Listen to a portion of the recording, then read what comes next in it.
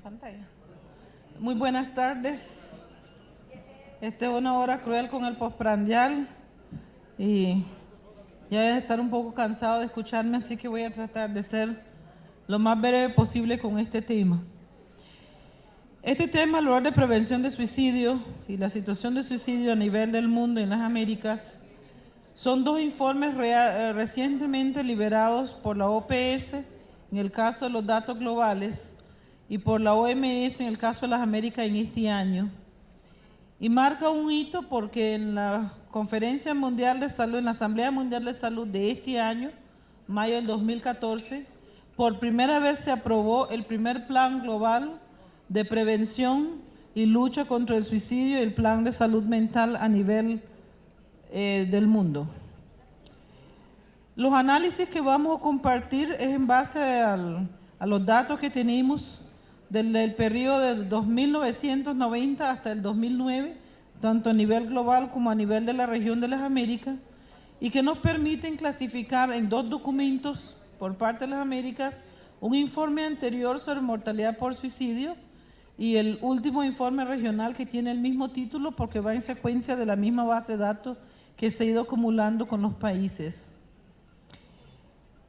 Partimos de reconocer lo que ha sido la contribución de las agencias y los gobiernos, agencias gubernamentales, es decir, los datos que contiene el informe son los datos oficiales de países, lo que se han derivado de los centros colaboradores de la OMS, la ONG, incluyendo la Asociación Internacional para la Prevención del Suicidio, más de 100 colaboradores y revisores internacionales y más de 100 respondientes a las encuestas de IAPS, de la Asociación Internacional de Prevención de Suicidio, que se hizo en el 2013.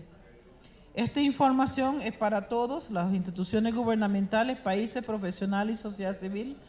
Incluye la caracterización de la epidemiología del suicidio y los intentos para suicidas, los riesgos y factores protectores e intervenciones relacionados, el estado actual de la prevención del suicidio y estrategias nacionales y los próximos pasos en la prevención del suicidio recomendados a través del plan global.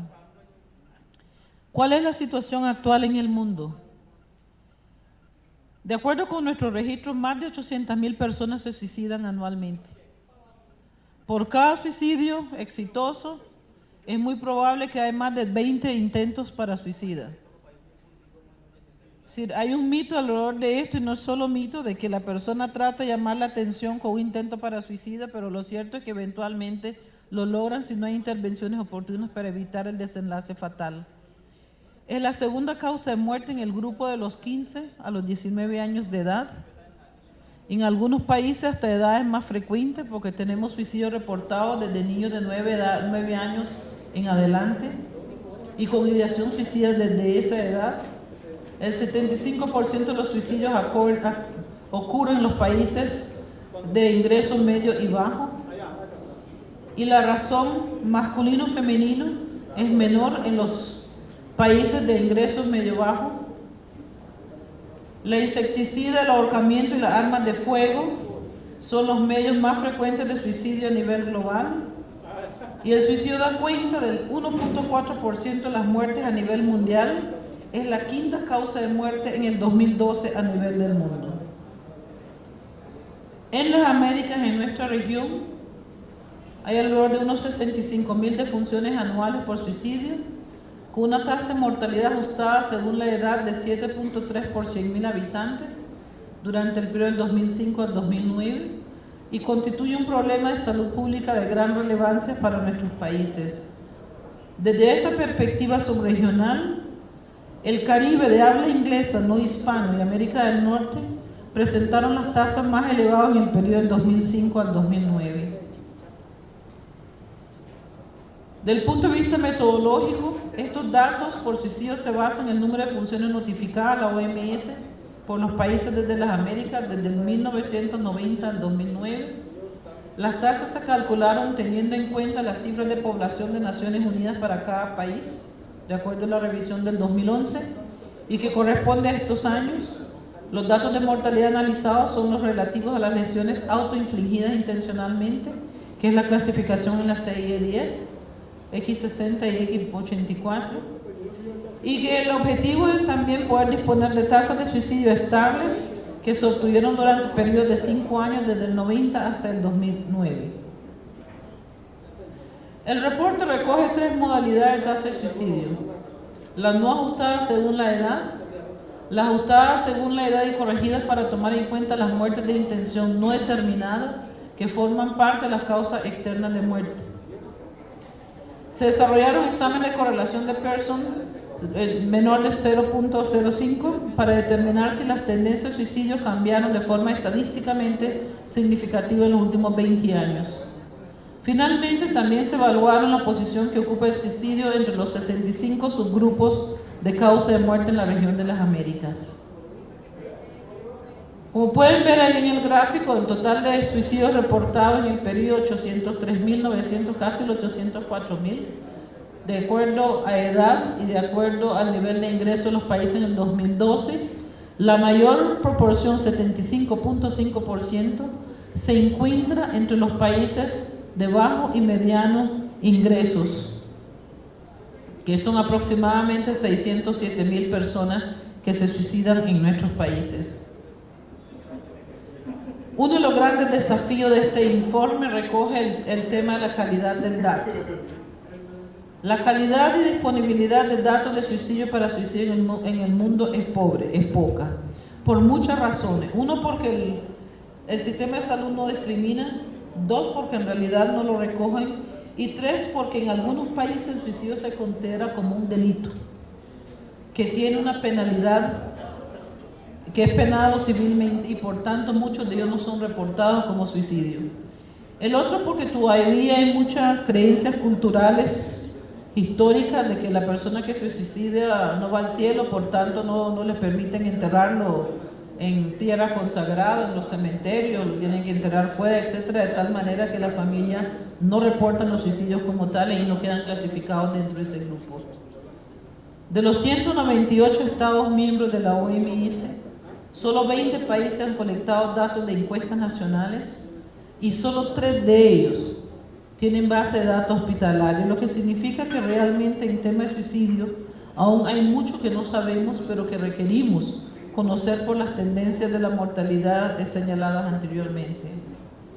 Solo 60 países tienen buena calidad de registro de datos vitales sobre mortalidad por suicidio, y la mejoría de la vigilancia y diseminación de datos es necesario para poder, en este caso, informar las acciones necesarias en respuesta a la problemática del suicidio. Las tasas de suicidio por 100.000 habitantes en las subregiones, tasas no ajustadas y ajustadas según la edad del 2005 al 2009, ustedes pueden ver en la primera fila para la región de las Américas de manera global, para ambos sexos 7.62, la diferencia que hay entre masculinos y femeninos, casi cuádruple, del 12.1 en varones a 3.14 en mujeres. En el caso de las tasas ajustadas por edad, se repite casi la misma imagen, 11.54 en varones, 3.04 en mujeres. En Latinoamérica y el Caribe, se repite casi la misma situación, aunque ahí hay un mayor predominio, como casi la paridad entre masculino y femenino. En predominio de varones sobre mujeres, casi la misma relación con el nivel regional. Y en el caso de Sudamérica, en las tasas de edades no ajustadas de 5.22 de manera general, el 8.18% es por 100.000, es de varones, y el 2.13% es de mujeres. Ajustado por edad vemos el mismo panorama, el 5.16 en el caso para ambos sexos, 8.27 para varones y el 2.13 para mujeres, no varía. En cuanto al orden de importancia y porcentaje de la contribución de suicidio, entre otras causas de muerte en la subregión por sexo y edad, a nivel de las Américas, los grupos más frecuentes de mayor prevalencia está el grupo de 10 a 19 años, con 6.8, el de 20 a 24, el de 25 a 44, pero no deja por fuera el de 5 a 9. A nivel de Sudamérica, de acuerdo al grupo de edades, que es la penúltima fila, el total es de 46, es decir, el porcentaje, un por ciento del total, pero es significativo cuando lo vemos dentro de la tabla de la mortalidad general a nivel de los países. La razón hombre-mujer de suicidio por grupos de edad, también pueden ver a nivel de Sudamérica, en el grupo del 10 a 19 años es 1.8, a nivel general ajustado de acuerdo con edad es 3.9 y no ajustado por edad es 3.8, es decir, no hay ninguna diferencia significativa. Podemos concluir que en cuanto a grupos de edad es alrededor del 4% entre ambos grupos. La tasa de suicidio por 100.000 habitantes por grupo de edad en las subregiones, como mencioné anteriormente, en Sudamérica, el 70 y más años es 8.94. Es significativo esto porque aunque el grupo de adultos mayores no es la más alta en tasas de suicidio, sin embargo, el grupo de 70 años y más predomina sobre el grupo de mayores de 60 años. Más personas de mayor edad, entre los 70 en adelante, se suicidan y sobre todo por causas de orden social y familiar, la soledad entre uno de ellos y la depresión. Las tasas de suicidio por 100.000 habitantes por grupo de edad en la subregión de las Américas por ambos sexos, y pueden ver por ahí la fila, la línea celeste, que es la de Sudamérica, que ha mantenido una tendencia casi estable en el último periodo, pero que por grupos de edad es evidente el problema que hay alrededor de los mayores de edad, los adultos mayores. Incluso el adulto mayor, que es de 45 a 59, sube de los 60 a los 69 años y casi se mantiene estable para los de 70 años y más, que es un grupo alto de riesgo, implica la necesidad de revisar las políticas alrededor de la atención en relación al grupo de adultos mayores a nivel de la región. Los métodos de suicidio utilizados en la subregión de las Américas por porcentaje. ¿Por qué y cómo se suicida la gente? En Sudamérica el 58% se suicida por asfixia, el 16% por envenenamiento, el 2.7% saltando o precipitándose de un lugar alto, los puentes, etc. El 15.6% por arma de fuego, el 1.3% por fuego, llamas, se queman vivos, el 1.2% por ahogamiento y el 1.8% por cortes o punciones, sobre todo en la yugular. ¿Por qué es importante esto? Esto es importante en la medida en que se puedan establecer barreras que puedan evitar el acceso a medios facilidades para suicidarse. ¿Qué nos encontramos también? El patrón cambia de hombre a mujer. Las mujeres prefieren asfixiarse, ahorcarse o envenenarse. Los hombres toman medios todavía más violentos como armas de fuego, saltar desde alturas, ahogarse en ambos casos o prenderse fuego. Los métodos de suicidio utilizados en la subregión de las Américas, pueden ver el porcentaje total por ambos sexos. El de Sudamérica es la penúltima y pueden ver que el mayor predominio, el mayor porcentaje está en términos por ambos sexos en términos de fuego, pero la proporción y la variación entre Norteamérica y Sudamérica está más en la facilidad de accesar los medios alrededor del suicidio. El porcentaje de contribución de suicidio a las causas externas de muerte en la subregión por sexo y edad. En Sudamérica es que la penúltima fila, entre el grupo de edad de los 10 a los 19 años, el 7.7% de las muertes en este grupo de edad es debido al suicidio. El grupo más grande en porcentaje es del 45 a 59, junto con el de 60 a 69, que es casi el mismo porcentaje, 10.5 y 10.6. Pero de manera general, en Sudamérica, el 7.9% de las muertes por suicidio es lo que contribuye a las muertes generales en la subregión. A nivel de la región de las Américas es del 19.4% y en Norteamérica, que es donde tenemos más suicidios, el 19.5%. La tasa de suicidio por 100.000 habitantes en la subregión en los últimos 5 años, pueden verla ahí también a nivel de Sudamérica, es del 5.16% por 100.000 habitantes.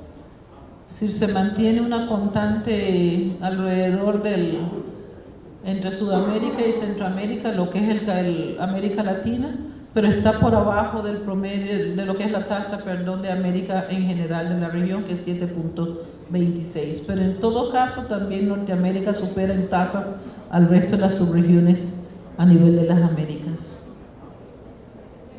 El porcentaje estimado de subregistro de mortalidad en los países de las Américas, en total son 7.1%, pero en Latinoamérica y el Caribe es el 10.4%.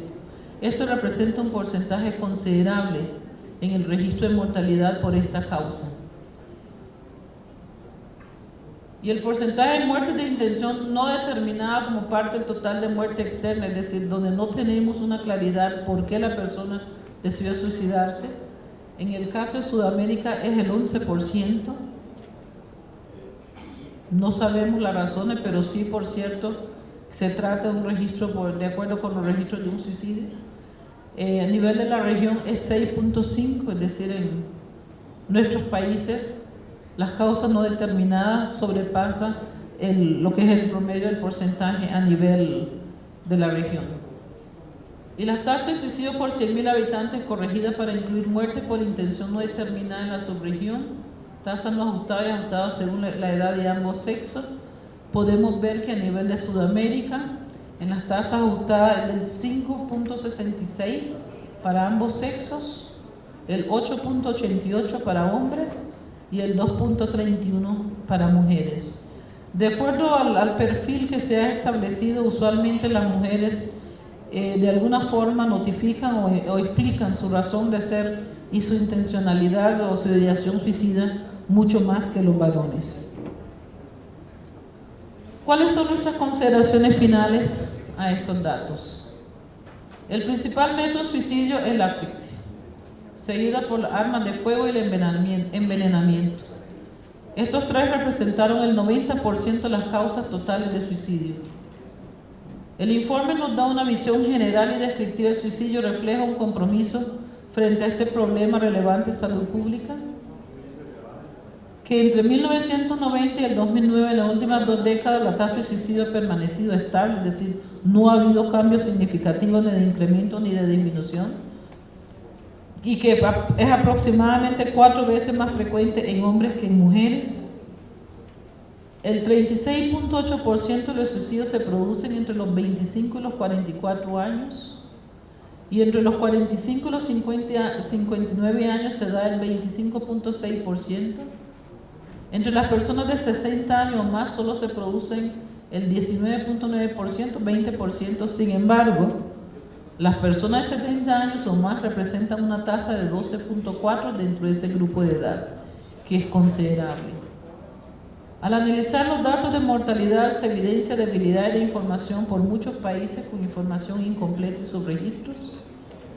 Y reconocemos el esfuerzo que se ha hecho por abordar esto con el plan estratégico que actualmente se tiene establecido del 2014 al 2017, donde se incluye el suicidio como uno de los indicadores de impacto a evaluar en las Américas, es decir, que los países deben de abordar dentro de su planificación y su prestación de servicios, y sobre todo la recolecta de la base de datos, la evidencia, el tema de suicidio a nivel de las instituciones y a nivel comunitario.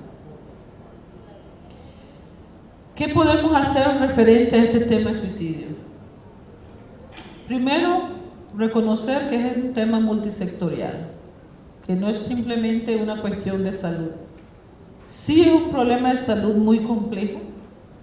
Sí, la evidencia explica que hay una tendencia de orden genético hereditaria en familias con historias de suicidio en diversas intergeneracionales. Es un tema complejo con muchos factores en los cuales no hay una sola respuesta. Que el gobierno debe tomar un rol de liderazgo en esta prevención del suicidio y que necesariamente se requiere una colaboración multisectorial para responder a él. La sociedad necesita, desde el punto de vista de los sistemas de salud, accesar los medios necesarios para la prevención del suicidio, mejorar el sistema de registro y de reporte de los datos y disminuir o responder y contribuir a disminuir el proceso de estigmatización asociado a las conductas de búsqueda de ayuda en el caso del suicidio. A nivel comunitario, las causas contribuyentes que deben de ser respondidas se refiere al tema de desastres, guerras y conflicto, al estrés por aculturación y deslocación, desplazamiento de poblaciones, la discriminación que hay a nivel de las comunidades y el trauma o abuso de toda índole, sobre todo en menores de edad, personas mayores y mujeres a nivel comunitario. El tema de las relaciones, el sentimiento de aislamiento y la falta de apoyo social, las relaciones conflictivas entre los sexos, incluyendo la violencia con base de género y la violencia doméstica, y a nivel individual la necesidad de poder prevenir la ideación suicida y los intentos para suicida, los desórdenes mentales, el uso nocivo del alcohol, la pérdida del trabajo, la pérdida financiera, la sensación de incapacidad, el dolor crónico, la historia familiar con antecedentes suicidas y los elementos biológicos, los factores biológicos y genéticos de la persona. El modelo de salud pública para respuesta al suicidio responde a la necesidad de atender la reducción del riesgo como parte de la respuesta para desarrollar factores protectivos que ayuden a reducir el suicidio en el futuro. Es decir, fortalecer la vigilancia del tema del suicidio. ¿Cuál es el problema? ¿Cómo se define? A través del sistema de colección de datos y cómo se depura esta información. Identificar los riesgos y los factores protectores, cuáles son las causas y cuáles se pueden intervenir para reducir el impacto del suicidio. Desarrollar y evaluar las intervenciones, es decir, saber a ciencia cierta qué funciona y qué no funciona dentro del diseño de las intervenciones que se hacen a nivel comunitario, a nivel de la prestación de servicios, e implementar las medidas adecuadas, incrementando la efectividad de las políticas y los programas que hay disponibles. ¿Qué nos permite este análisis? Realmente ajustar de manera verdadera las intervenciones en todos los niveles del sistema de salud. El suicidio no es simplemente un problema de atender los efectos del suicidio, sino focalizar en cómo se puede prevenir con la atención oportuna lo que es la ideación suicida y los intentos para suicida dentro de los grupos de edad y, por supuesto, poner más atención de acuerdo a las variables y la caracterización del grupo de edades y por sexo y en muchos casos desde el punto de vista social. La intervención, las recomendaciones que tenemos en cuanto a intervenciones basadas en la evidencia se refiere a reducir el acceso a los medios. Disculpen todos esos errores de ortografía, pero esto lo traduje muy rápidamente y se me fue el dedito en algunas cosas. Tengo dislexia con el tablero de la computadora, lo reconozco. Es decir, poner barreras significa cómo reducir el acceso a las armas, cómo regular el acceso a los productos venenosos, las insecticidas, cómo poner barreras en los puentes para evitar que las personas se lancen de allí, cómo establecer programas que reduzcan la violencia en los colegios, la violencia intradoméstica y la violencia con base en género, cómo también hacer la referenciación de las necesidades de programas de apoyo a nivel comunitario, cómo reducir el estigma y discriminación sobre el tema de suicidio hacia los familiares y en algunos países incluso cómo revisar la legislación donde el suicidio está catalogado como un delito. ¿Cómo lograr que los medios reporten estos casos sin sensacionalismo? Porque de repente uno agarra el periódico y está, el chico se suicidó porque en el colegio le dijeron y le hicieron, y entonces está la mamá, la tía, el maestro, pero nadie realmente se preocupa de ver cuáles fueron las situaciones de fondo y las medidas que hubieran podido implementarse. Es el sensacionalismo alrededor del acto, del evento, de un caso de suicidio, sobre todo cuando se trata de menores de edad. Entonces, ¿cómo podemos lograr que los medios sean un espacio de educación y un espacio que pueda generar conciencia dentro de la comunidad para entender que el suicidio es un proceso ligado a una enfermedad, un desorden mental que requiere atención oportuna y que se puede evitar si las medidas necesarias son implementadas. ¿Cómo poder introducir políticas sobre el alcohol, el uso nocivo del alcohol? ¿Cómo identificar de manera temprana y tratar de manera efectiva los casos? ¿Cómo capacitar a los trabajadores de la salud en esta atención? Es decir, ¿cómo se pueden generar las condiciones a nivel de la atención primaria para poder tener intervenciones que puedan ayudar a las personas con ideación suicida? Porque lo primero que nos dice el personal a nivel de la atención primaria es que eso es del especialista. Ellos no son psicólogos ni son psiquiatras y por tanto no están capacitados para manejar la situación. Y la persona queda en un limbo, donde no es atendido ni en un lugar ni en otro. Y su situación todavía se vuelve de mayor riesgo porque siente que el sistema lo abandona y no lo responde a sus necesidades. ¿Y cómo podemos garantizar el seguimiento y los cuidados con apoyo comunitario? Porque dado que hay una tendencia manifiesta de patrón del comportamiento suicida dentro de la familia, ¿cuáles pueden ser las intervenciones de extensión comunitario, de apoyo familiar cuando se da un evento en esta naturaleza? ¿Existe o no existe? Yo les dejo esa pregunta a su reflexión. ¿Hay intervenciones o programas que ayuden a responder a eso? Ve a alguien diciendo que no con la cabeza, efectivamente la respuesta es no, porque son muy pocos los lugares donde tenemos programas de extensión relacionados con el tema de suicidio. En cuanto a estrategia nacional sobre este tema, a nivel mundial, solo 28 países tienen una estrategia nacional. Los casos de estudios de un número de países, tenemos casos de estudio de un número de países que han implementado acción y que está disponible para todos si desean verlo. Se necesita una estrategia comprensiva de prevención de suicidio que puede ser un punto de entrada si la hubiera, y los gobiernos están en una posición privilegiada para involucrar a los otros actores en esto. Porque esto implica de qué manera también, si la causa de la depresión de la persona es la falta de empleo, cómo generar programas de empleos.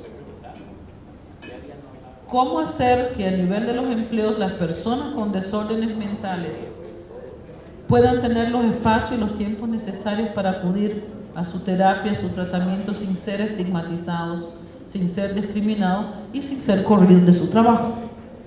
Y que además de eso sean empleables y no discriminados del acceso a un trabajo digno simplemente por tener un desorden mental que es manejable desde el punto de vista terapéutico.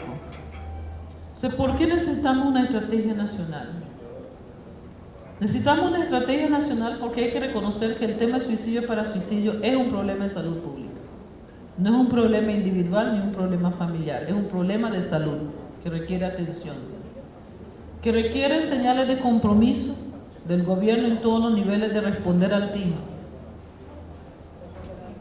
Recomendamos para eso un marco estructural incorporando varios aspectos de prevención de suicidio desde el establecimiento de comisiones nacionales y subnacionales que determinan las acciones que se deben de realizar en todos los niveles. Una estrategia que da guía autoritaria sobre actividades de prevención de suicidio basada en evidencia, sin poder discriminar lo que funciona y lo que no funciona y utilizar lo que funciona. Identificar actores claves y asignar responsabilidades a cada uno y demarcar las coordinaciones necesarias entre los diferentes grupos en respuesta a esta situación.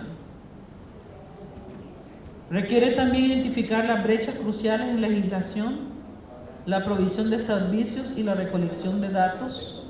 Para los que son psicólogos y psiquiatras, los que están en el campo de salud mental se acordarán de la Declaración de Caracas hace 20 años, que precisamente se sustentaba en la necesidad de establecer programas de salud mental a nivel primario y el desarrollo de intervenciones preventivas desde esa perspectiva, y la transformación de los servicios de salud, la reestructuración, la humanización de los derechos humanos de las personas con desórdenes mentales.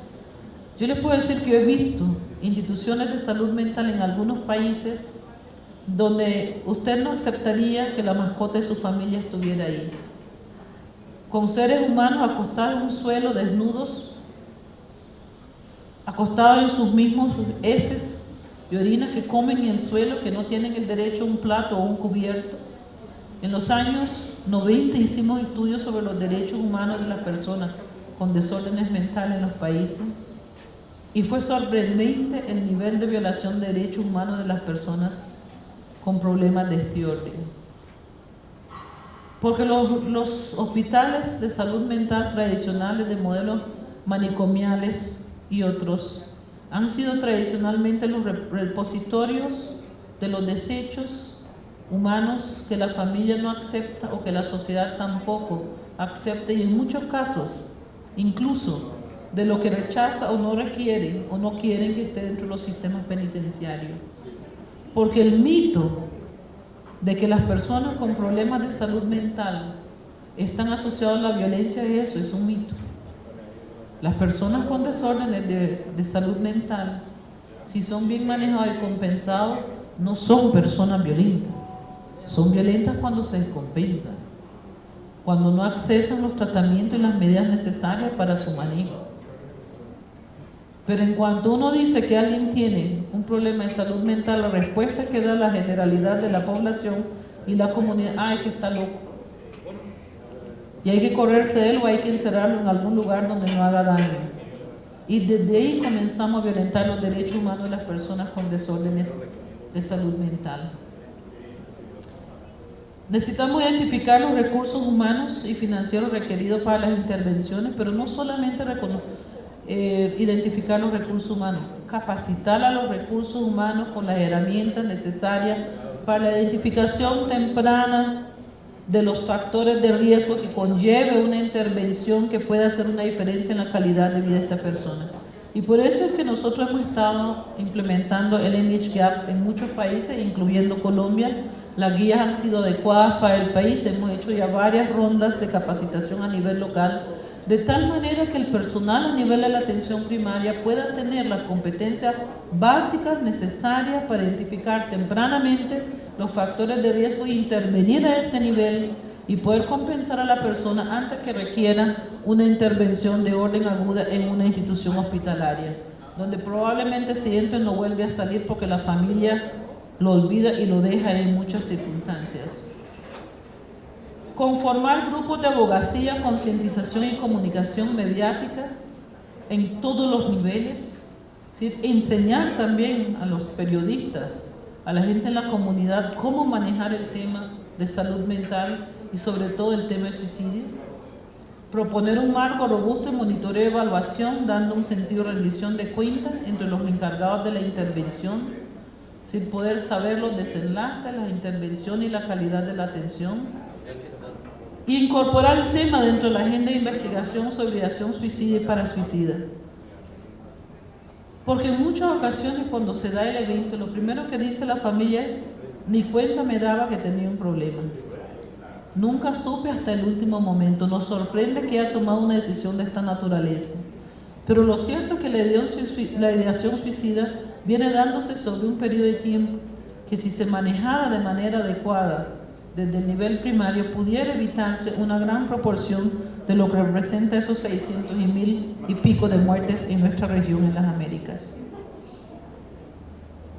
Nuestro planteamiento es que este es el momento de actuar, porque la tendencia alrededor del tema del suicidio se ha mantenido en las últimas décadas, no ha disminuido. Más bien podríamos asumir que la necesidad ha incrementado debido al subregistro que tenemos, pero no podemos decir que en esa misma proporción la capacidad de respuesta de los servicios responden a la necesidad. Esto es una de las áreas que tradicionalmente hemos llamado deficitaria, porque es donde menos capacidad instalada hay a nivel tanto primario como secundario para la atención de este problema. Tenemos toda una serie de recomendaciones, y este es un cuadro, una parte de los cuadros alrededor de las acciones estratégicas propuestas para la prevención del suicidio, y está a disponibilidad de los países. Está basado y sustentado en la evidencia de los estudios de más de 20 años en caracterización del problema, pero también provee a los países con un plan en cómo pueden abordar este tema en todos los niveles. Y entender por qué es importante esto. Hay disponibilidad y disposición técnica tanto en OPS y en OMS de acompañar los pasos de acción desde la posición actual del país, mejorar los datos y el sistema de registro de datos, establecer metas e indicadores para la medición de este problema y el monitoreo del mismo, y colaborar entre todos los asociados con nuestros Estados miembros y con los servicios a todos los niveles alrededor del tema de respuesta a los eventos suicidas, para suicida y la ideación suicida. ¿Por qué es importante esto, incluso en el contexto de Colombia? Porque ustedes verán, una vez que se establezcan los espacios de posconflicto y posacuerdo, que el tema de la violencia no disminuye. Al contrario, puede incrementar, porque hay mucho desplazamiento y desubicación de personal que entra en riesgo alrededor de la situación de salud mental, que uno de los elementos fundamentales y principales para manejar esto es precisamente las intervenciones a nivel comunitario, a nivel institucional. Y vuelvo y repito, lamentablemente en la mayoría de los países este es un área que es de las más deficitarias, donde menos capacidad hay y donde menos disposición hay del personal de salud de responder a esto. Necesitamos mejorar los datos y el monitoreo y evaluación de este tema, sobre todo con el suicidio. Mejorar la calidad del dato en el registro vital, que se discrimine a ese nivel qué representa un suicidio o no, y los datos hospitalarios y los datos de encuestas nacionales si pudieran realizarse. Integrarlo con las otras actividades de monitoreo de tal manera que no sea una cuestión paralela a la prestación de servicios, y usar los datos para informar efectivamente las actividades de prevención a nivel nacional y a nivel local. Se ve que no estaba muy despierta cuando estaba traduciendo esto. Las herramientas que tenemos disponibles para la implementación, y realmente lo hice de noche, no estaba muy despierta, lo reconozco, es lo que mencionaba antes, la guía de intervención de MHGAP, que es un módulo de autolesión y suicidio dentro del paquete de MHGAP. Las recomendaciones de ese mismo paquete para valoración y manejo de autolesión y suicidio. Doctor, nosotros tenemos las guías adecuadas para Colombia, si la Secretaría de Salud quisiera implementarlas, están a su disposición. Lo hemos hecho ya en varios municipios y departamentos a nivel del país el año pasado. Y la encuesta STEPS, que es un módulo sobre comportamiento suicida a fin de poder caracterizar la situación a nivel local. Entonces, hay muchos recursos que se pueden utilizar. Está el marco de acción de salud para la prevención del suicidio, está la serie de recursos de publicaciones de la organización, la OPS y la OMS, está la plataforma mundial Mindbank, que también está disponible. Pero al final del día queremos dejar algunos mensajes claves. Uno, que el tema del suicidio representa una alta carga en la mortalidad general a nivel de nuestra población, a nivel mundial, a nivel de la región y a nivel de la subregión de Sudamérica. Que muchos de estos, la mayor proporción de los suicidios son prevenibles. Que las restricciones de los medios para el suicidio funcionan y requieren de esta política social, y por tanto no es un problema que se pueda manejar solamente desde la perspectiva de salud.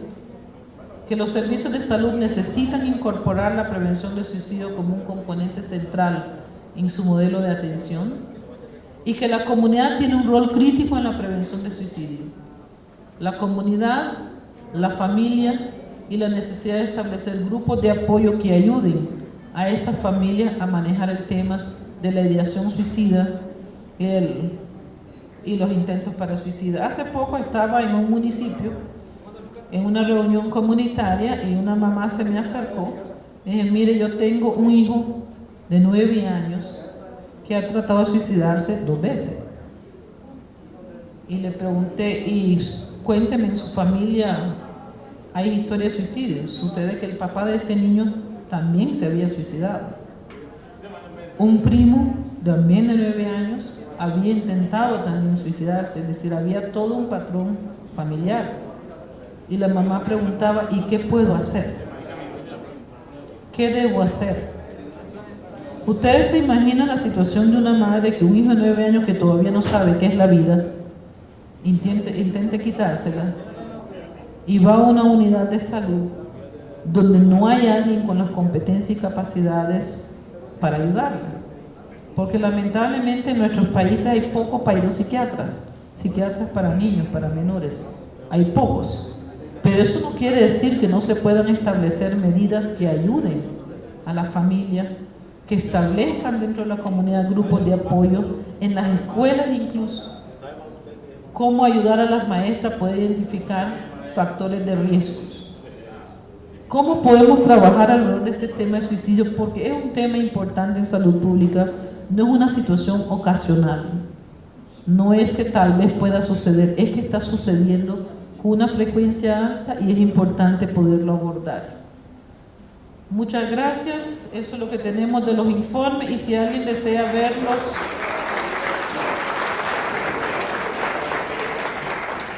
si desean accesar los informes completos, están en nuestro website, tanto de la OPS como de la OMS. Como digo, estos dos informes fueron hechos públicos en este año. Los datos están disponibles y con mucho gusto, si no lo pueden accesar, nos avisan y se lo hacemos llegar. Gracias. Muchísimas gracias a la doctora Gina Watson por su participación en este encuentro y por habernos acompañado como expositora. Siguiendo con nuestra programación, invitamos a la doctora Olga Osorio, enfermera con magíster en salud pública y nutrición, doctora en enfermería, ha sido profesora de diversas universidades y en la actualidad es profesora de la Universidad Libre Seccional Cali y consultora para la OPS y OMS en atención primaria en salud, nutrición y cáncer infantil. El día de hoy nos hablará sobre la contribución a un nuevo país a partir de la humanización de los servicios de enfermería.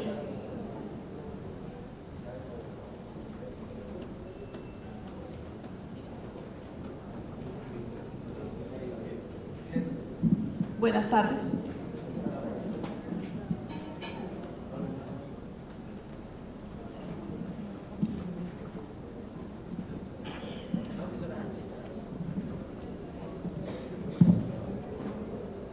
Bueno, agradezco la posibilidad de estar aquí hoy compartiendo estas reflexiones en torno al papel que hace enfermería en la actualidad, que tiene enfermería en la actualidad, pero no solamente enfermería, sino todas las profesiones de salud. Cojo, por ejemplo, pues enfermería porque es mi profesión, pero esta es una reflexión general. El título entonces es Contribución a un nuevo país a partir de la humanización de los servicios de enfermería. Pero resulta que para hablar de eso, pues tenemos que mirar la situación actual. Empiezo con una reflexión de Nájera y Castrillón que plantean que muchos procesos de cambio deben enfrentar hoy la humanidad. Todos ellos impactan la vida y la salud de generaciones presentes y futuras. Alteran procesos sociales como las formas de dar respuesta a necesidades básicas, la organización del trabajo y el sistema de valores. De acuerdo a eso, entonces, ¿cuál es la situación actual que tenemos? En nuestro país y en nuestra región, pues tenemos una situación fundamentada en condiciones de urbanización, de desplazamiento, de pobreza y de desigualdad. Si miramos la urbanización, encontramos que Colombia es un país que se ha ido urbanizando rápidamente. Para el año 1990, el 68,3% de la población vivía en zonas urbanas. Para el año 2012, esa población aumentó al 75,95%.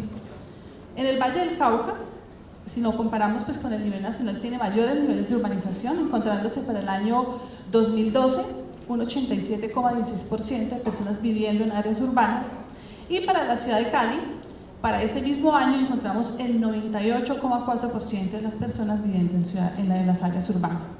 Y eso pues configura la situación especial porque son esas personas que migran de las áreas rurales, pues se ubican en las áreas urbanas de mayores riesgos, no solamente físicos, sino generando una serie de condiciones que contribuyen a la violencia y a una serie de cosas que vamos a enumerar más adelante.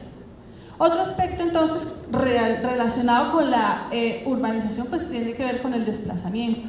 Y el desplazamiento se da por varias causas. Una de ellas es por la búsqueda de mejores condiciones. Entonces, dentro de ello encontramos mejores condiciones educativas, porque no se pueden tener en el área rural, y condiciones de empleo. Pero tristemente la mayor génesis o causa del desplazamiento tiene que ver con la violencia. Si miramos los datos de Human Rights Watch, encontramos que en nuestro país, hasta el año 2013, más de 5 millones de personas, de colombianos, pues se desplazaron por la violencia. Y de ellos, 150.000 personas siguen abandonando su hogar cada año. ¿Sí? Eso es un dato grave, somos de los países con mayor desplazamiento actualmente. Y si miramos el suroccidente colombiano, pues es bastante compleja la situación, porque particularmente el Valle Cali, particularmente son las zonas de mayor desplazamiento de toda la región del suroccidente, donde en este momento en el Cauca y en las regiones aledañas tenemos el conflicto latente. Entonces llegan estas personas al suroccidente y especialmente a Cali, configurando toda una situación en nuestra ciudad actualmente. Miramos entonces desde el otro elemento, es la pobreza, y a pesar que en Colombia se han hecho avances grandes en la reducción de la pobreza, pues encontramos que para el año 2002 las personas en situación de pobreza correspondían al 49,7% del total, y en pobreza extrema al 17,7%. Eso cambió y en el 2013 encontramos entonces que personas en situación de pobreza corresponden al 30,36% y en pobreza extrema el 9,1%. Pero si lo miramos y comparamos el área urbana y el área rural, pues el área rural realmente tiene una situación dramática, donde encontramos que para el 2013 el 42,8% de la población rural estaba en situación de pobreza y en pobreza extrema el 19,1%. Y ese mayor número de pobres, de acuerdo al PNUD, al informe del PNUD del 2014, se ha ubicado en 3 regiones, en Antioquia, Valle del Cauca y Bogotá, donde el 25% de los pobres del país están ubicados en estas regiones. Terminando de configurar en todas estas situaciones, hablamos de la desigualdad, y una de las formas de medir la desigualdad es el coeficiente de Gini. Para el año 2013, entonces encontramos que Colombia pues sigue siendo uno de los países más desiguales del mundo, y de acuerdo a las estadísticas del DANE del 2014, encontramos que este coeficiente para Colombia es del 0,539, para el Valle del Cauca 0,51 y para Cali 0,505. Aunado a lo anterior, entonces vemos la situación de violencia, que cuando miramos los perfiles de morbimortalidad, pues está contribuyendo, siendo una de las primeras causas de mortalidad en el país y en la región, que esta violencia está atribuida mayoritariamente a un fenómeno cultural generalizado, enraizado en las características de la sociedad. Entonces encontramos diferentes formas de manifestación de esa violencia. Encontramos la violencia cotidiana, la violencia intrafamiliar y la violencia política. Aunado a eso, pues está el conflicto armado, que afecta y permea toda nuestra sociedad colombiana, impactando negativamente y de manera significativa la franja de la población civil. Y ese conflicto pues está ubicado mayoritariamente en las zonas urbanas, en zonas rurales, y en zonas del suroccidente de Colombia. Pues desde el año 2012 el gobierno y las FARC-EP han firmado vienen firmando el acuerdo para la terminación del conflicto y construcción de una paz estable y duradera. Esta es la futura base de un posconflicto, y eso es importante para nosotros los profesionales de salud. ¿Cuál va a ser nuestra acción? ¿Cuál va a ser nuestro actuar en esa fase que ojalá sea muy pronto? Cuando hablamos de la violencia, pues mirando más allá de las consecuencias y entendiendo las características, traigo un párrafo de Saúl Franco, que es una persona que ha trabajado bastante el tema, y lo voy a leer. Es el siguiente: la generalización consistente en un proceso mediante el cual las formas violentas de relación penetran casi la totalidad de los espacios, el tiempo y los escenarios de vida individual y social. La complejidad creciente constituye otra característica de la violencia y tiene que ver con la diversidad de factores y actores implicados en el origen, la dinámica, las manifestaciones y las consecuencias de la actual violencia en el país. Finalmente, la progresiva degradación de la violencia en el contexto nacional es una dimensión eminentemente ética y tiene que ver fundamentalmente con las relaciones entre fines y medios, con la coherencia entre los principios defendidos y las acciones realizadas para implementarlas o defenderlos, con el difícil equilibrio entre el interés particular o grupal y los intereses colectivos, y el límite con el acatamiento a no a mínimos éticos y humanitarios relativamente universales. Entonces, esta violencia la tenemos en el día a día y aquí no difiere y no hay diferencias entre lo urbano y lo rural. Vivimos permeados por la violencia en nuestro contexto. Aunado entonces a esas situaciones, encontramos unas condiciones de salud que, para resumir, las presento desde la transición demográfica, que esta tiene que ver con la que ha venido sucediendo con la disminución de la mortalidad infantil y de la fecundidad. Ha terminado esto, ha tenido como consecuencia pues el incremento de la población mayor, y con eso pues conlleva al aumento de las enfermedades crónicas. Y por otro lado, la transición demográfica, donde encontramos situaciones de países deprimidos y con difícil acceso a la salud y con patologías relacionadas con el estilo de vida. Y otras situaciones como el incremento de patologías como la tuberculosis, la malaria, el VIH-Sida, el cáncer, situaciones como el embarazo en adolescentes y la violencia. Eso es entonces que tengamos configuraciones desde la situación económica y social, desde salud y desde el medio ambiente que tenemos. Situaciones como una contaminación atmosférica, hídrica y del suelo, con el consecuente impacto en salud y en todo el componente ecosistémico. Y eso lo hemos venido pues viendo normalmente. Acumulación y mal manejo de residuos sólidos, domésticos y peligrosos. Altas demandas sobre los recursos naturales acompañados del uso intensivo de agua y energía. Crecimiento desordenado de las áreas urbanizadas con ocupación de suelos de alta productividad, y eso lo vemos aquí en Cali. Ocupación de áreas de alto riesgo por inundaciones o deslizamiento por parte de población de menores ingresos, e incremento de los riesgos biológicos por proliferación de plagas y de vectores. Eso también lo vemos bastante en nuestro país.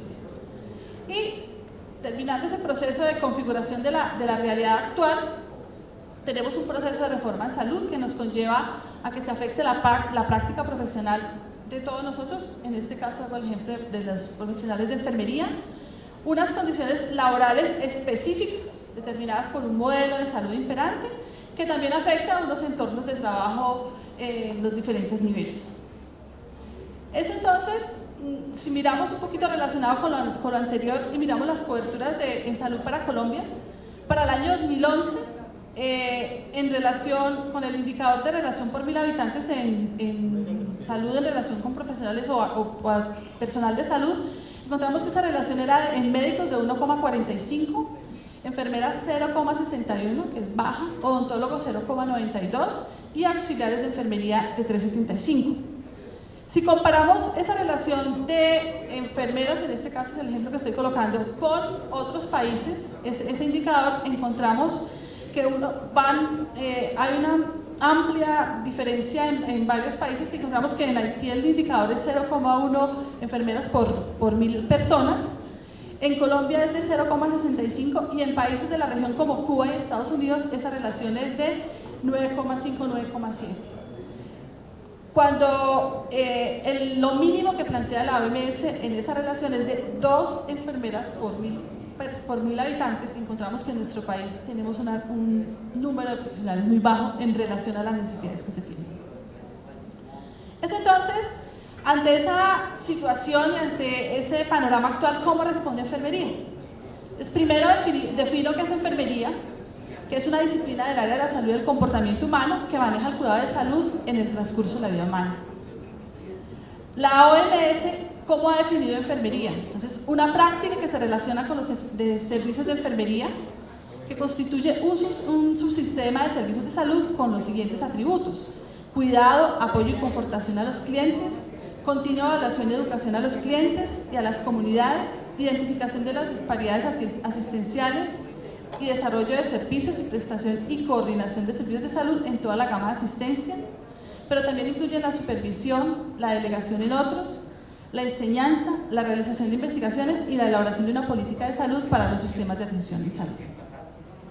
Esta enfermería también complementa y favorece otros servicios de atención en salud y por consiguiente contribuye a asegurar el éxito en las intervenciones que favorecen la vida, promueven o restauran la salud o por el contrario facilitan los medios que conducen a una muerte serena, digna e indolora. Enfermería, como las otras áreas de la salud, ha construido conocimiento. Y ese conocimiento que ha construido enfermería se ha basado en los paradigmas de la ciencia. Entonces encontramos enfoques filosóficos que son los que determinan nuestros modelos de desarrollo y nuestro actuar, en este caso nosotros en salud. Encontramos el paradigma dominante, que es el positivismo lógico o el racionalismo en general, y frente a ese paradigma pues surgen otros como la visión paradigmática de la ciencia y enfoques filosóficos y humanistas. ¿Por qué traigo esta correlación? Porque esos paradigmas son los que determinan nuestro actuar en la vida diaria, en la cotidianidad. Entonces encontramos que esos paradigmas que nos llevamos nosotros a la práctica en nuestras actividades diarias, pues tienen un origen en unos autores que no los voy a, simplemente traigo el cuadro, los que han orientado el actuar en general, pero también el actuar nuestro. Entonces, toda la escuela del positivismo y toda la escuela del paradigma hermenéutico, cómo han llevado a unos actuales y frente a eso, cómo surge ahora el paradigma complementario o la ciencia postnormal o la relegación, que es lo que estamos viendo ahora, lo que estamos llegando. Entonces, ahí tenemos finalmente a representantes como Edgar Morin, que nos habla de la complejidad y trabaja la complejidad, Niels Bohr, que desde la física plantea la complementariedad, Bob, Español, Prigogine, que también nos está hablando de la complejidad de las ciencias humanas, y Leonardo Bob cercano a nosotros. ¿Por qué hablo de esos paradigmas? Porque esos paradigmas generan que nosotros tengamos un actuar y una forma de relacionarnos con el otro, en este caso el paciente, el cliente o la persona con la cual estamos trabajando. Y ante eso actualmente entonces surge la complementariedad. Y esa complementariedad desde la ciencia, desde la filosofía, es una relación que existe entre descripciones mutuamente excluyentes de la realidad.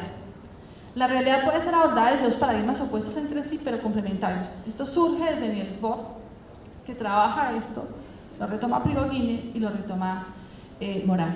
Entonces, cuando nosotros nos enfrentamos al ejercicio de la salud y al ejercicio de la enfermería, entonces estamos fundamentados y orientados por un paradigma positivista, el cual nos dice que la realidad es única, que la realidad es independiente y que la realidad es objetiva. Y que la verdad son relaciones isomorfas de esa realidad. Que el conocimiento se construye a partir de generalizaciones traducidas en leyes causales y que el investigador tiene una postura no distante y no interactiva y que el marco de referencia es el método científico. Y a través de ese paradigma se ha desarrollado bastante la salud. Entonces encontramos todas las especializaciones de la ciencia, todo el manejo biológico, físico de los pacientes que hacemos. En este caso nosotros en enfermería, cómo el cuidado lo hacemos desde hacer los procedimientos, manejar los medicamentos, etcétera, etcétera. Pero frente a eso se contrapone el otro paradigma, y es la visión hermenéutica, la visión residida de la ciencia. Entonces allí cambia la forma, la realidad es una, pero la forma de ver la realidad es diferente. Entonces esa realidad es compleja, esa realidad es holística y esa realidad es dependiente del contexto. Está influida por la cultura y por los procesos sociales y es subjetiva. Entonces, frente a un paradigma positivista donde el que tiene la verdad soy yo, entra un paradigma hermenéutico donde la verdad la tiene el otro, en ese caso el cliente, el paciente, y entonces ¿cómo entro yo a entrar en esa relación con él? El conocimiento es una creación conjunta a partir de la interacción, donde influyen los valores que tiene la otra persona, pero también los valores míos, y el conocimiento puede ser tácito e intuitivo. Aquí pues entonces la metodología se da a partir de técnicas, contacto, interacción mediante inmersión en el escenario natural. Entonces tenemos dos paradigmas que influyen en nuestro actuar. Uno que nos lleva a la especialización, a preocuparnos por la tecnología, a preocuparnos por los aparatos. Pero surge la contraposición y es de ver al otro. El otro es quien está a cargo mío, en el cuidado, en la atención en salud. Y ese otro tiene una verdad, tiene una cultura, tiene unas características que yo debo conocer para realizar esa atención. De acuerdo a eso, entonces, ¿cómo se ve el cuidado de enfermería? Como aquellos actos de asistencia, de soporte o facilitadores que van dirigidos a otro ser humano o grupo con necesidades reales o potenciales, con el fin de mejorar o aliviar las condiciones de vida humana. Entonces, cuando yo miro ese cuidado, veo que hay orientaciones del cuidado. Si ubico en el paradigma positivista, Entonces, cuando yo satisfago las necesidades básicas de una persona, estoy ubicada allí. Pero cuando entro a trabajar con el cuidado como interacción, con una relación con el otro, o cuando hago el cuidado de la experiencia o la vivencia de la salud humana, entro en una mirada más hermenéutica, más actual del cuidado. Entonces, a eso es a lo que nos estamos envueltos actualmente. Y para trabajar, y llegando ya al tema de humanización, que tiene que ver con esa mirada del otro, no solamente hacer el procedimiento, sino entenderlo, escucharlo e interactuar con el otro. Entonces introduzco aquí el concepto de sufrimiento social, que es lo que estamos viviendo actualmente. Y no necesitamos estar en una situación de conflicto armado, sino que aquí en la misma ciudad en cualquier momento tenemos que estamos sujetos a eso.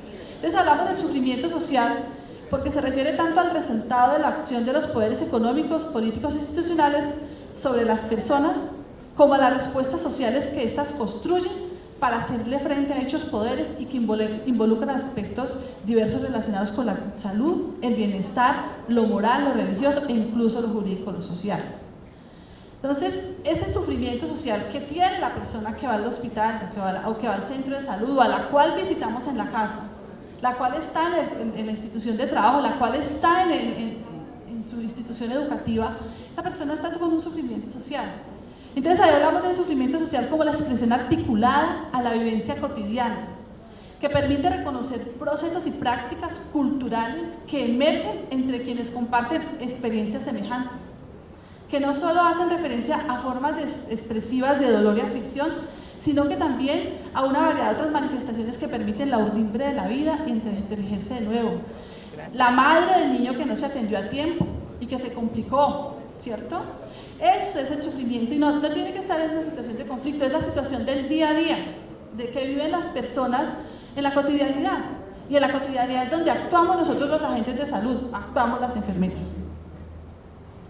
Entonces, cuando estamos hablando de sufrimiento social, es importante entenderlo e incorporar este concepto como una experiencia vivida, como experiencia que vive todas las personas en su cotidianidad, articulada a esa cotidianidad, que permite ver ese fenómeno tan complejo y amplio como la violencia política o la violencia del día a día, que puede ser peor, que pueda ser comprendido en la particularidad de la vida de una persona, una familia o una comunidad, así como incorporar el significado personal y social de la experiencia en los siguientes pasos de integración y recuperación. Entonces, nosotros estamos sujetos todo el tiempo a estar con personas que tienen sufrimiento social, en la institución, como lo decía ahora, en la familia, en su trabajo, etcétera, etcétera.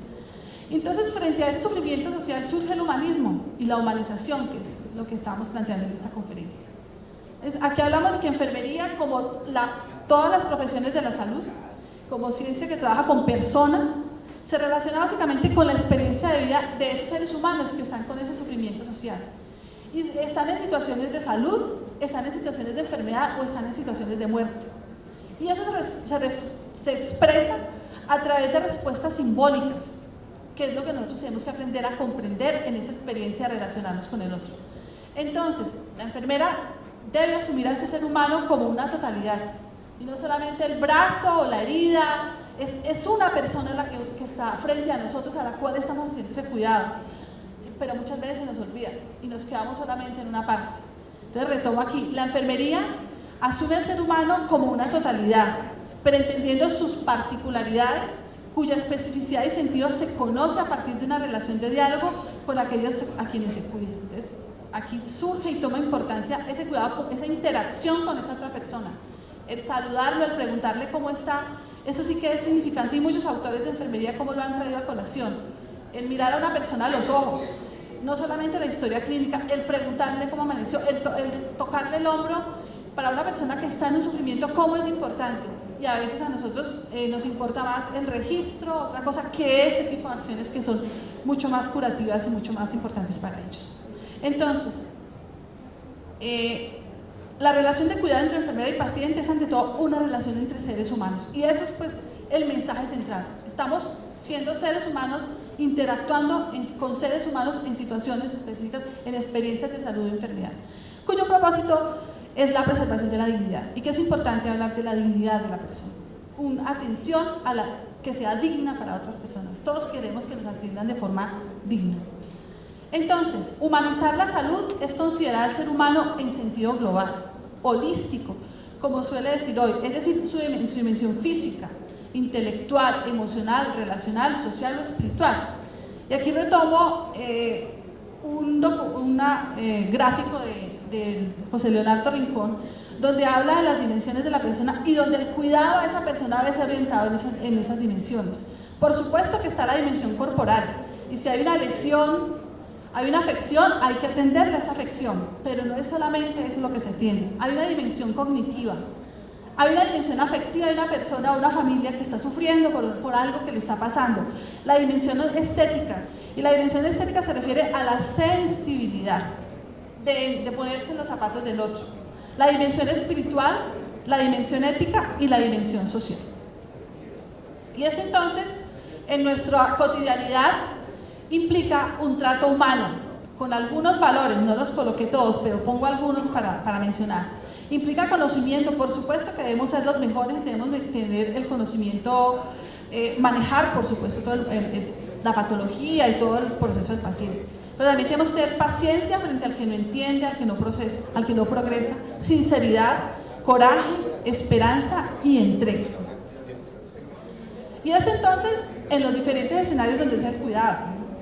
Uno muy importante es el escenario de la cotidianidad, que se desarrolla en la casa, en la escuela, en la calle, en el trabajo, todo lo que hacemos nosotros en las acciones de atención primaria, donde nosotros no solamente atendemos al individuo, sino que atendemos a la familia y atendemos a la comunidad.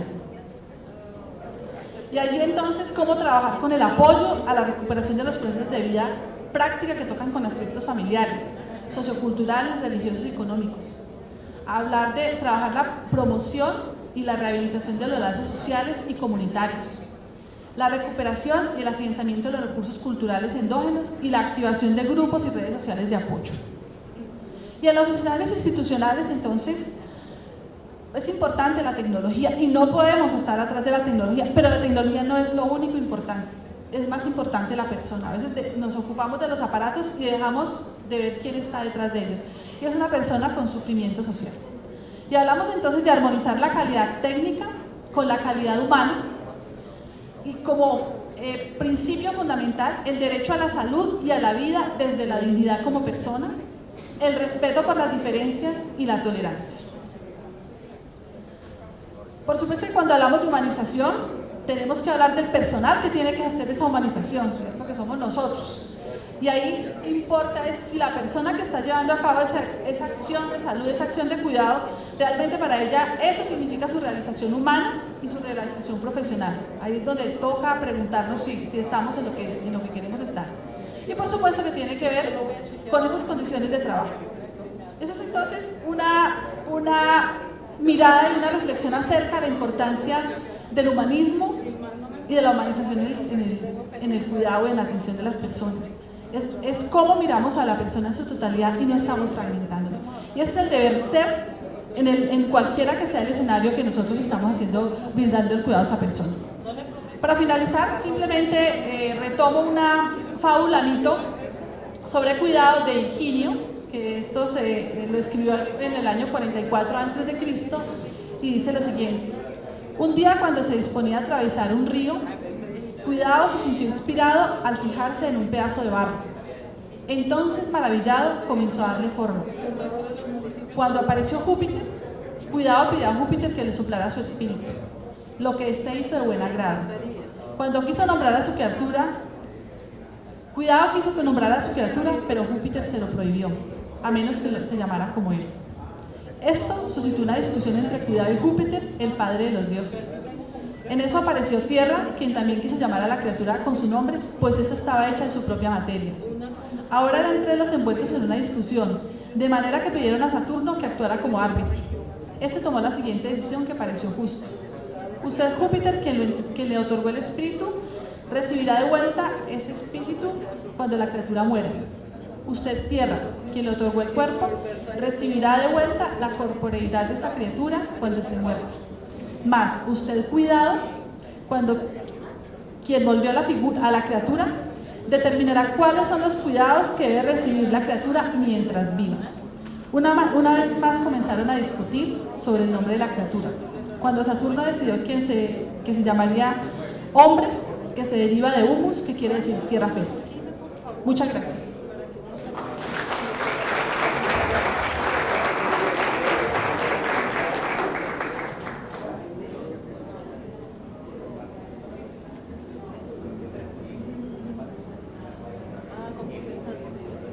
Bueno, en vista de que vamos muy bien con nuestra agenda en tiempo, podemos, las personas, los asistentes que quieran hacer alguna pregunta, pueden hacerlo en este momento.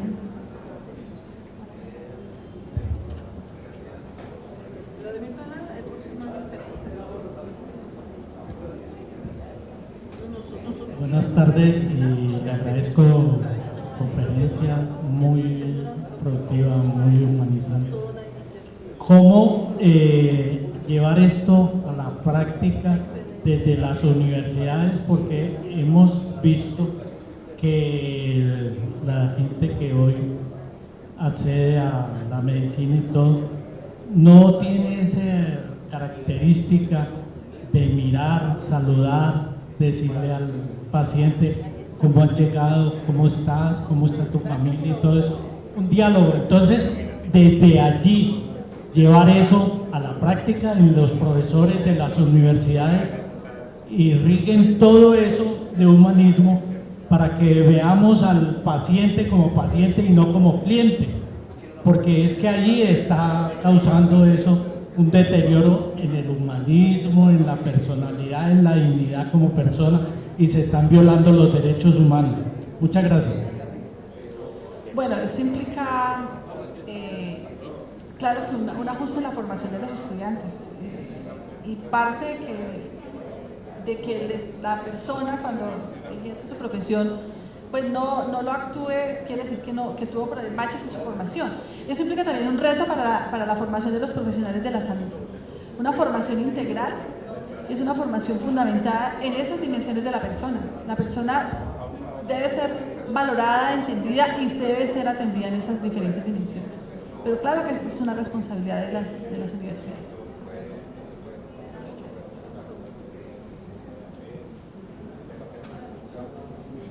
¿Tenemos alguna otra pregunta?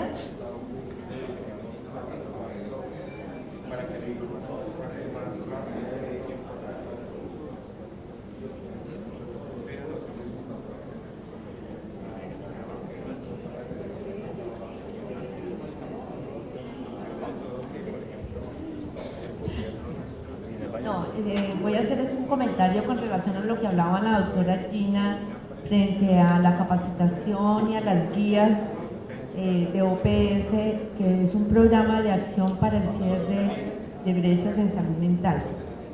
Tenemos para el departamento, y esto que valga como un comercial, tenemos para el departamento 320 guías, que eso representa 300 personas que vamos a capacitar, 2015, que serían aproximadamente 12, 13 grupos de personas, y que necesitaríamos es cuáles son los posibles candidatos, cuál sería el perfil que tendríamos que ver para que las personas sean sujetas de beneficio de esas capacitaciones que la da la OPS y la certifica la misma OPS.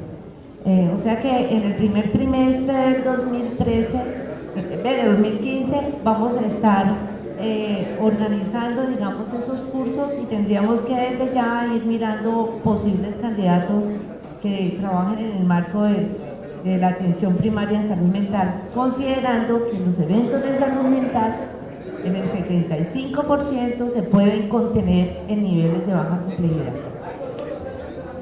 Bueno, muchísimas gracias por la intervención. Vamos, el señor tiene una pregunta, esa va a ser la última intervención para poder ir a un pequeño receso.